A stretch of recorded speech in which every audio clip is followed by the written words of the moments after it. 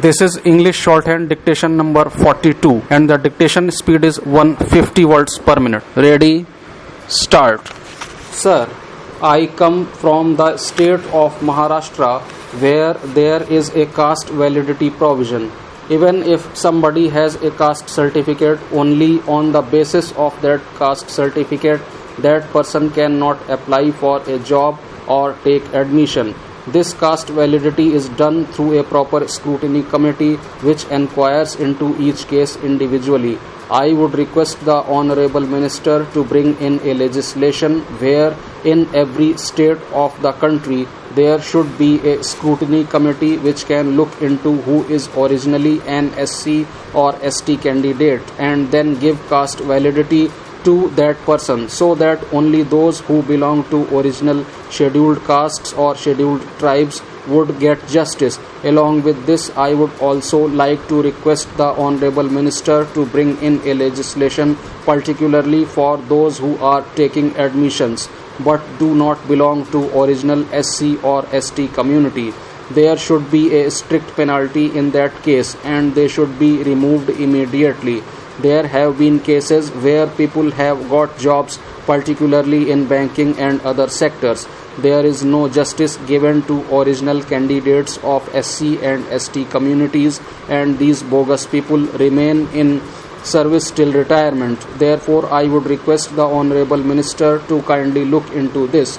I can very proudly say that today in this Parliament we have 47 MPs from scheduled tribe community and 84 MPs from the scheduled caste community. In the state assemblies, out of 4,120, there are 614 candidates belonging to the scheduled castes and 554 candidates belonging to the scheduled tribes. These members of legislative assemblies and members of parliament are actually the voice of SCs and STs of the country. There are many issues of the tribal areas. We need a representation at the state and the central level. Today, by bringing the 126th Amendment to the Constitution, the government has given justice to the SC and ST communities of the country. The Modi government has continuously shown its commitment towards welfare and upliftment of SCs and STs. Before the Modi government came to power, the earlier governments also had housing schemes, electrification schemes, drinking water schemes, etc. But these schemes were never implemented in a true sense. There were housing schemes, but not many tribals and not many SCs could get houses. The Modi government brought in the Parliamentary Awas Yojana, which will be completed in a fixed time frame. Housing for all by 2022 is being implemented by the Modi government. The Ayushman Bharat Yojana is a scheme for universal health coverage for all the poor and the underprivileged. The Saubhagya Yojana is to provide electrification to all houses.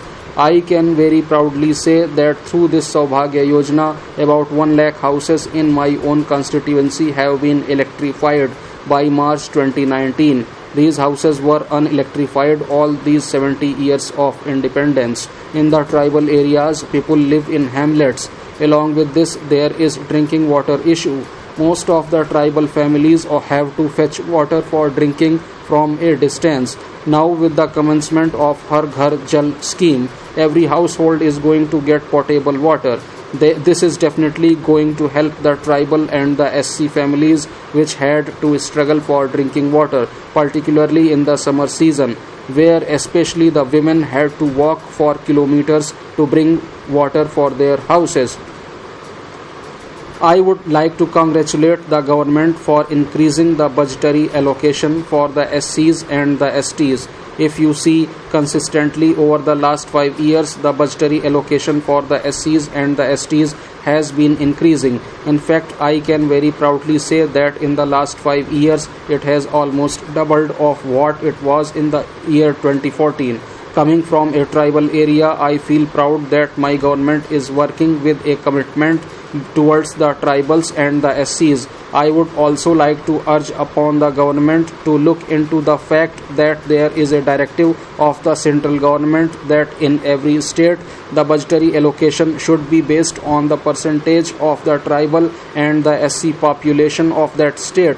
It is unfortunate that many states are not following that. So I request the central government to make a strict legislation that the states also follow the same rule as the central government is following. Along with this, I would also like to highlight the fact as to why this political reservation for the SCs and the STs is important. The first thing is that the SCs and the STs will find a place in the government as representatives of the SCs and the STs. Historically, both have been the disadvantaged groups who never had that representation earlier, and now they are here to express the agony and hardships of the tribals and the SCs. Sir, I would also like to speak about one of my colleagues who just spoke from the opposition benches.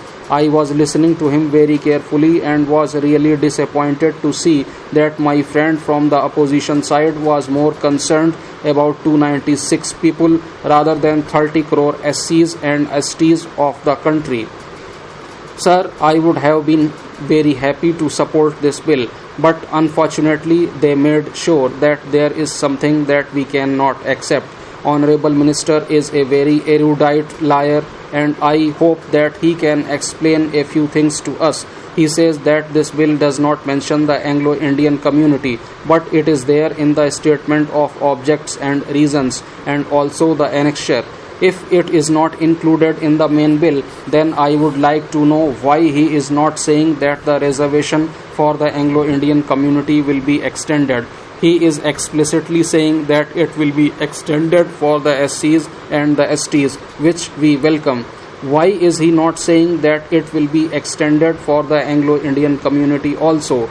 We all know that the Anglo-Indian community is shrinking. Even then, the number given by the minister is highly exaggerated one, because I am sure amongst us we would know around 50,000 Anglo-Indians in Tamil Nadu itself. As my honorable friend has mentioned, more than 3 lakh Anglo-Indians live in this country. Their contribution to this nation in terms of sports, in government departments, especially in railways, in arts, etc., is something we cannot forget. Just because they cannot elect a member with a population of 3 lakh as they are spread out all over geographically, it is not fair to deny them this representation. Around 13 state assemblies have MLAs who belong to the Anglo-Indian community. 5 of them are from the south. The South Indian states have 1 each. Did you discuss with the state governments? Have they accepted it? This government is again and again interfering in the states' rights, and it is taking away their rights in every single bill. As I said, the states' rights are being taken away by this government. Just because you have a majority does not mean that you have to hurt the minority. Yesterday you brought a bill which would hurt the Muslims. Today you are bringing a bill which is going to hurt the Christians. So I think majority is not the only factor on which we should run this country. More than that, it is the humaneness and the inclusiveness which are more important in democracy. When it comes to the issue of reservation for scheduled castes and scheduled tribes, we completely support that and we welcome that. After 70 years of political reservation, where are we? We still build walls to keep Dalits away. Even today, we cannot share a crematorium with them. Even the ashes cannot mingle with each other. We cannot share water, wells and tanks. We cannot share living spaces with Dalits. They cannot walk on our streets. Is this what we have achieved after 70 years of independence? I think we have to hang our heads in shame. You may see how many Dalit girls are insulted and raped. Do we raise our voices against these atrocities? Do we talk about that? Do we discuss that? In some ways, we come to accept it.